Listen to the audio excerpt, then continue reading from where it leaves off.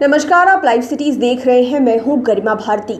आपको पता होगा कि बिहार में इन दिनों बालू के खनन पर सरकार के द्वारा रोक लगा दी गई है, लेकिन इसके बाद भी कई खबरें ऐसी निकल कर आती है जहां पर अवैध बालू के खनन को लेकर बातें सामने आती है। अलग अलग इलाकों में नदियों से, उसके आसपास के इलाकों से बालू का अवैध खनन किया जाता है।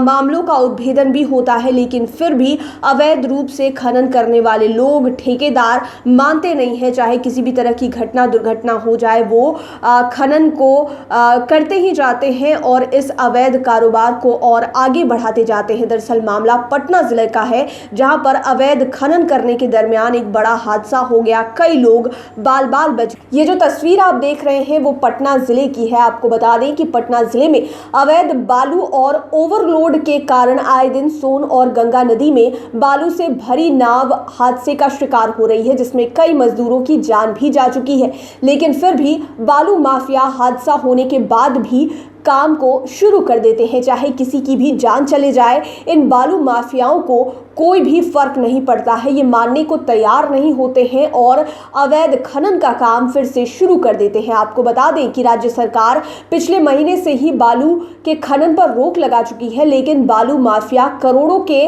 बालू की चोरी कर नदी के रास्ते होते हुए दूसरे जिलों में औने पौने दाम पर इन्हें बेचने के लिए ले जाते हैं। ऐसी एक घटना एक बार फिर से देखने को मिली है, जहां पर मनेर थाना अंतर्गत 84 सोन नदी से अवैध और ओवरलोड बालू लाद कर नाव से सारण जिले के महरौली के समीप गंगा नदी में ले जाया जा रहा था और ये नाव गंगा नदी में ही पलट गई, जिसमें नाव पर सवार दर्जनों मजदूर किसी तरह अपनी जान बचाकर नदी में कूद गए।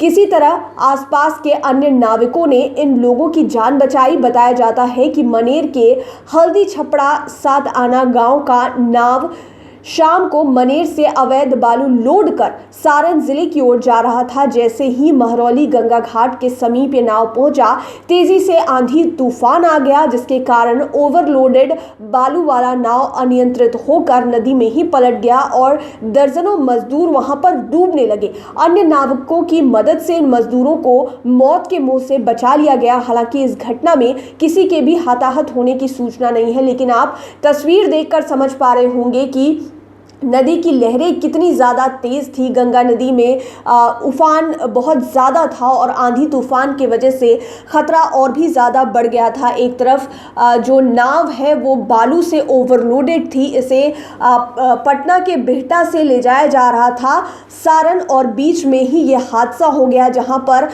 जितने भी मजदूर हैं वो नदी में गिर गए और जान बचाने के लिए नदी में कूदे थे, लेकिन इन्हें बचा लिया गया है। लेकिन आए दिनों ऐसी खबरें निकल कर आती रहती है जहां पर बालू का अवैध खनन किया जाता है, हादसे भी होते हैं, लेकिन इसके बाद भी बालू माफिया इन कारनामों से बाज नहीं आते हैं। पुलिस को भी और खनन विभाग को भी इस चीज़ पर ध्यान देने की ज़रूरत है कि इस तरह की चीज़ें ना हो। जब फिलहाल सरकार की तरफ से खनन पर रोक लगा दी गई है तो इसका खास तौर पर ख्याल रखा जाना चाहिए। लाइव सिटीज़ के साथ आप बने रहें, हमारे चैनल को सब्सक्राइब करें। ये वीडियो फेसबुक पर देख रहे हैं तो पेज को लाइक करें, साथ ही साथ आप हमें ट्विटर पर भी फॉलो कर सकते हैं। धन्यवाद।